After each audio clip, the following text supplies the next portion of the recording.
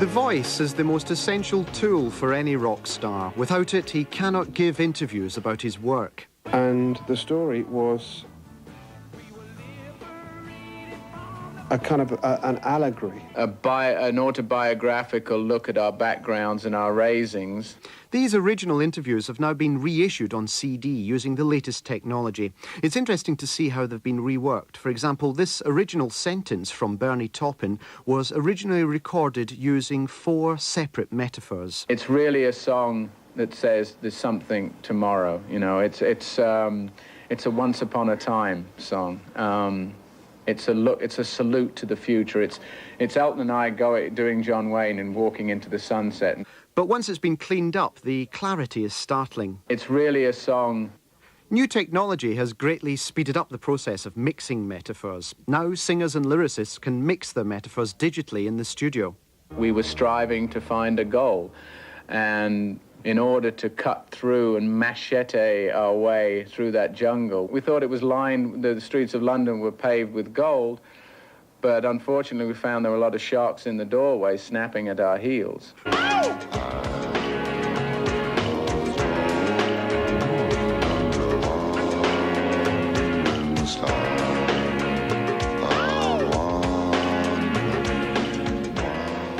Flaccid finances were rife within the BBC this year after the disclosure that £60 million had got lost in the accounts, wasted on a Spanish soap opera and spent on 2 director-generals.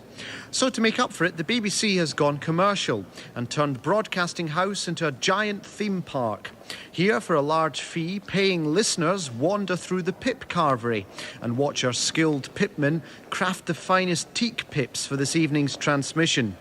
For an extra £5, they can have a go on the Today simulator, where members of the public have the chance to take part in a popular morning news digest. And good morning on Tuesday the 7th of April from Brian Redhead and John Humphreys in London. And from me, Martin Davis of Pethington Road, Highbury. The time is 7:45. Joining me now on the line from Washington is our economics correspondent, Mark Halver.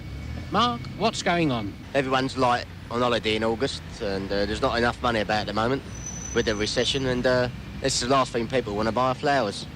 Graham Leach in Brussels, thank you. Families are catered for. In the play area, children can be left to romp around in the psychiatrist's chair.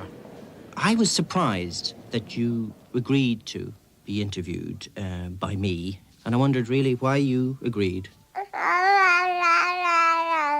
The picture of you as a solitary only child is a very striking image. It comes out of your prose. Is this a change in you? But the highlight of any visit to the BBC theme park is, of course, the Start the Week Death Ride, a 150-foot-high plastic and metal structure in which the visitor swoops headfirst down a mock-up of Melvyn Bragg's sinuses. Hello, and back for a new season here in that BBC sub-basement studio, windowless, airless, characterful. I think one of the contradictions in the... it's a personal contradiction in the whole environment.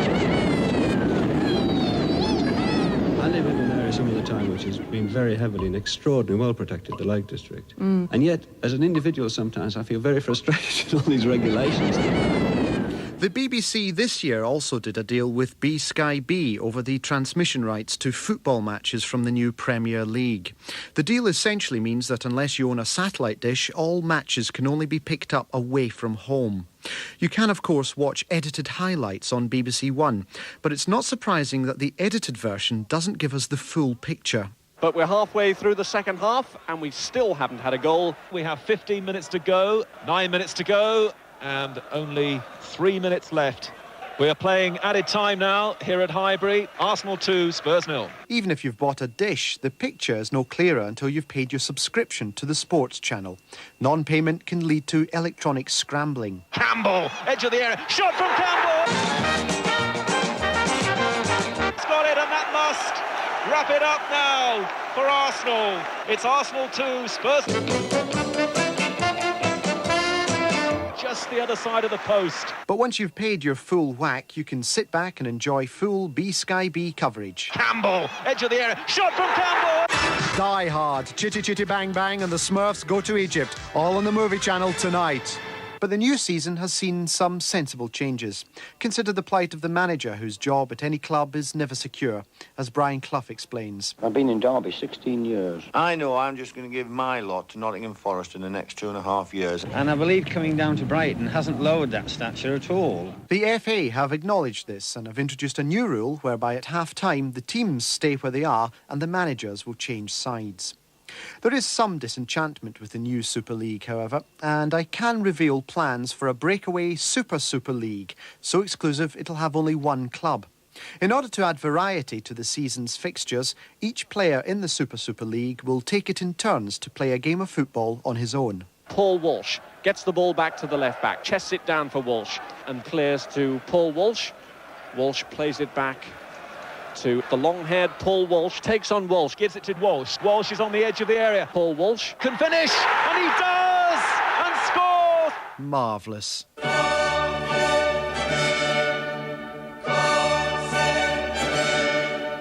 "1992 was, to translate the Queen's Latin, a sod of a year for the royal family.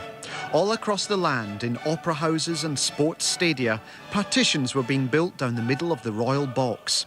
With splits and separations and the burning of Windsor Castle, the royal grandchildren were becoming literally the products of a broken home.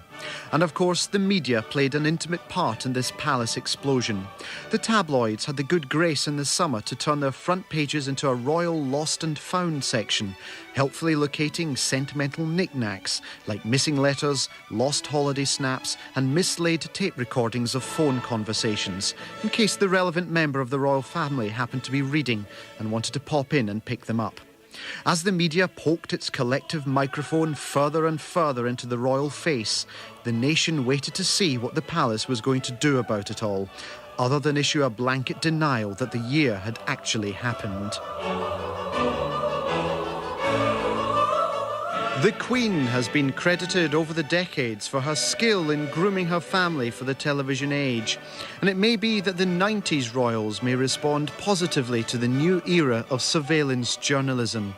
She may commission a new royal portrait, done not by a court artist but by a Daily Mirror photographer in a series of sittings given 40 feet away from a zoom lens.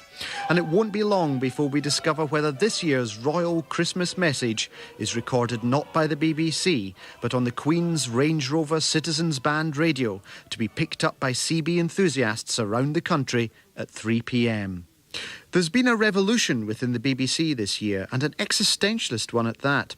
A new Director General is in place, but it was his outgoing predecessor who this year announced the end of finality itself with the launching of a 24-hour news service by BBC Radio. The Director General's happy announcement at the National Radio Festival means an end to all of this. Can I just make one final point, Nick, and that's this? With a continuous news service, there's no need to stop talking. And so the listeners get what they've always wanted, 24 hours of intelligent discussion. The point is... hold on. Well, I was only going to say... In the Director General's words, a rolling news service allows us time to deal with the important issues, otherwise sidetracked by shorter programmes. But have you got the resources to do this? Do you have the resources to send people looking at all of Britain's car parks? However, things have been getting out of hand. Recently, as news has fought for more space on Radio 4, I'm sure I've heard it invade other programmes. A recent production of Wind in the Willows, for instance. It was the Chief Weasel. The answer was in a gruff and rough voice. Arab guerrillas have fired Katyusha rockets at northern Israel. Came the rabbit's voice. Badger decided that the time had come to intervene. The World Tonight. Good evening. This is Robin Lustig. He growled. So what are the BBC's plans in full? The new service will be located on Radio 6, providing the flexibility to respond to the rich mixture of events with polished ease. There's a pragmatist for you, that report by Patrick Kinsella. Back to the helicopter crash over the weekend now. Speaking at this week's National Clock Festival in Durham, John Burt announced the start of PIP FM, a network providing 24-hour coverage of important time checks. Time is 23 minutes past 10 minutes past 8 to 7, just after 14 18 minutes. 5 to 8 minutes to 9 Past 8 o'clock on Tuesday, the 18th of February. And this morning, radio managing director David Hatch launched Noun FM, a station devoted entirely to proper and improper nouns. Industry. Different bits of machinery. Sustainable growth. Jellyfish. Tax proposals. Lord Carrington. Fairies. Speaking at the Institute of Lexicographers, Hatch said, nouns are a vital and flourishing part of our grammar. They refer to things. So where now for the rest of BBC programming? With the dominance of news, it wouldn't surprise me if one day all programmes were made this way. It's Desert Island Discs on a desert island. The selection of discs this morning: Bottomley opts for Gershwin. It's another symphonic dance for Peter Hall. And why Derek Jacobi is losing no sleep over his luxury. I would like a king-sized waterbed. I'm Sue Lawley. Good morning. You've probably come to realise by now, as we near the end of our sonic ramble, that broadcasting is a technical minefield, where any single word can blow up in the presenter's face. That's where an unsung hero of radio comes in. Just listen to this. And the Croat is now getting very close to a Wimbledon final. And a backhand volley, beautiful little touch shot, and at last we see some real emotion from Goran Ivanisevic. As he clenches his fist and pumps it in Jimmy Collins. You may be surprised to learn that there were in fact two voices in that tennis commentary. One from the original commentator and one belonging to a radio stuntman. The radio stuntman stands in at those points in a script where certain words are considered too dangerous for a normal presenter to attempt. He works without any thought for his personal safety or embarrassment. Radio 4's stuntman is Bernard McAllister. And at last we see some real emotion from Goran Ivanisevic. As he clenches his fist. That tennis clip took us 4 hours to set up. I had to learn the exact speech patterns and inflections of the presenter. Over 4 vowels were used, each one costing £4,000. But I think you'll all agree it was money well spent. It's an interesting life being a radio stuntman. My day begins at 6:10 a.m. when I have to stand by in the Farming Today studios in case I'm required for any cow diseases. All adult cattle in this country are to be tested for EBL. Enzootic bovine leukosis.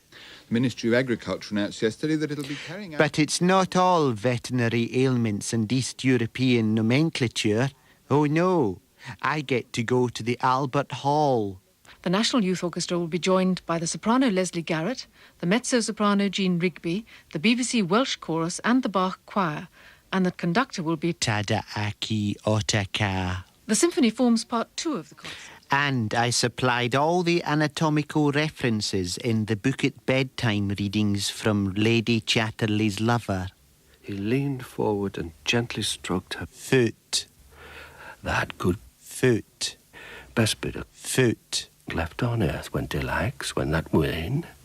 What is foot? She said. And doesn't he know? Foot. It's thee. And what I get when I'm inside thee.